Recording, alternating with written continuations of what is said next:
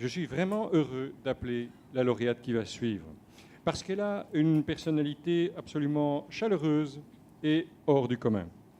Passionnée, anticonformiste, femme de conviction, juriste de renom, j'appelle donc sur la scène pour la catégorie coup de cœur, et ça a été le nôtre, Manuela Cadelli.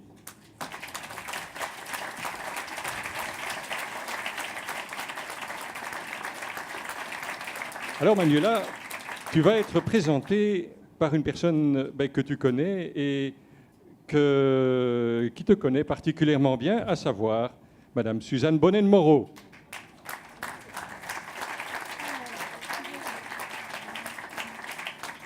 Alors je demande également à Monsieur Maxime Jehin, qui va représenter Actibel, de nous rejoindre, et à Monsieur le gouverneur Maten, pour les amis de François Bovès. Voilà.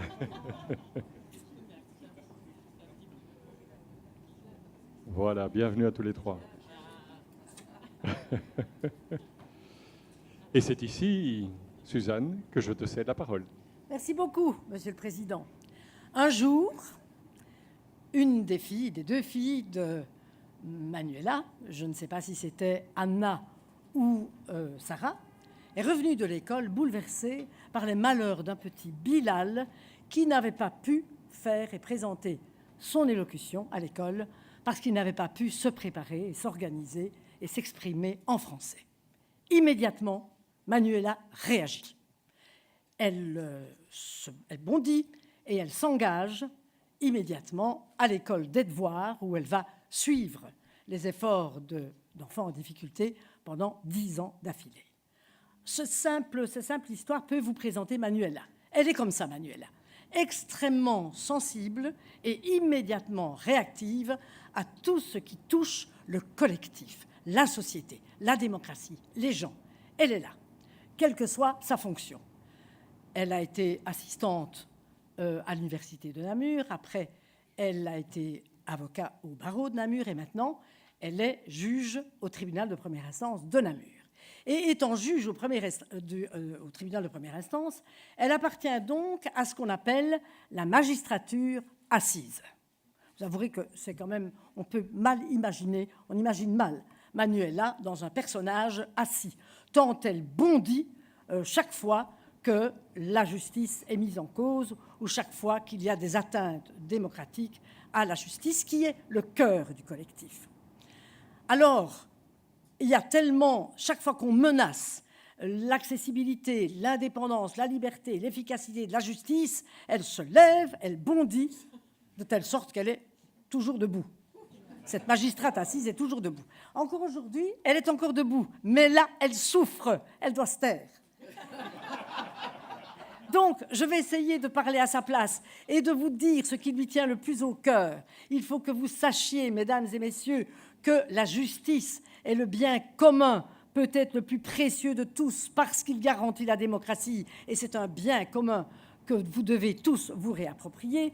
Et donc, il faut qu'elle soit facilement accessible, farouchement indépendante, rigoureusement appliquée à la défense et à l'application du droit et des libertés, totalement accessible, totalement au service de tous et courageusement affranchie du politique, surtout quand celui-ci ne peut plus proposer à la justice que des aboutissements ou des choix opportunistes, sécuritaires ou économiques.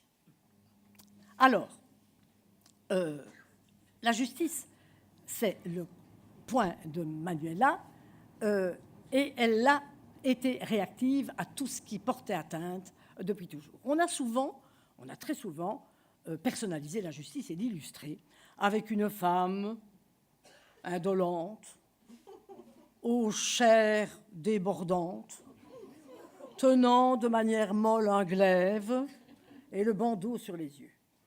C'est tout à fait contraire à l'image de Manuela, qui, elle, bondit à chaque fois qu'il y a une atteinte et qui a arraché le bandeau de ses yeux pour y voir très clair et qui maintenant brandit son glaive pour attaquer le déni, l'indifférence, toutes les atteintes démocratiques et tous les moyens qui empêchent à la justice, justement, d'avoir les moyens, tout ce qui empêche la justice d'avoir les moyens d'être ce qu'elle doit être, c'est-à-dire le relais démocratique et institutionnel sur lequel il faut compter pour affronter les défis d'aujourd'hui.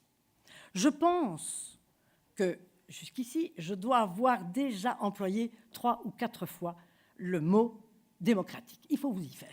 Parce que si vous parlez à Manuela, ce qu'elle ne demande pas mieux, il n'y a pas une phrase dans laquelle la démocratie ou le démocratique ne sera pas présent. Elle est là, voilà. En 1994, elle a été lauréate du concours d'éloquence du barreau de Namur et elle avait choisi comme sujet une phrase de Joseph Conrad « Être femme n'est pas besogne facile, on y a toujours affaire aux hommes ». En 2018, elle a édité un livre qu'elle a écrit, un livre sur la justice, dont le titre, c'est « Radicaliser la justice ». Et je vais vous énoncer, c'est un ouvrage important, je vais simplement vous énoncer le titre de quelques chapitres. Vous allez tout de suite comprendre de quel ouvrage il s'agit. L'assèchement et l'empêchement. Bienvenue dans le désert du réel. Insubordination vertueuse des juges. L'impératif sécuritaire, une compulsion normative, l'économisme triomphant, le pantouflage néolibéral, l'excroissance du pouvoir exécutif. Et donc, vous avez, vous, le livre. Si vous voulez maintenant entendre Manuela en direct, sans que je sois son intermédiaire, je vous invite à aller l'entendre dans les grandes conférences de cadre de l'Université de Namur, où elle parle sur la justice, bien entendu, le 19 mars. Date très facile à retenir, puisque c'est la date de la Saint-Joseph. Tout le monde sait que Saint-Joseph est un patron très populaire, le patron des menuisiers, des ébénistes, des charpentiers. Mais ce que j'ai découvert, et ça c'est authentique et sur la même ligne, c'est qu'il est en même temps le patron des travailleurs et des fossoyeurs. Alors pour la justice, il faut choisir son camp. Et je ne doute pas que Manuela l'a choisi.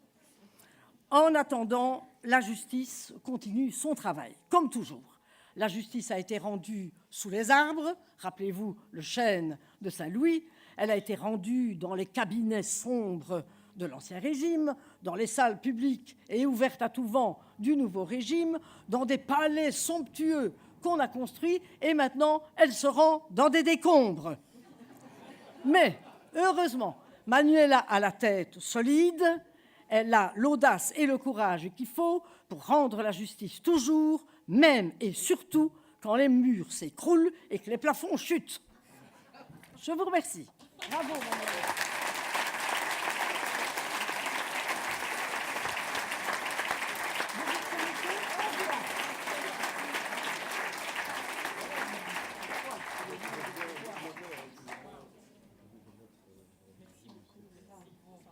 Quand deux juristes de passion se rencontrent.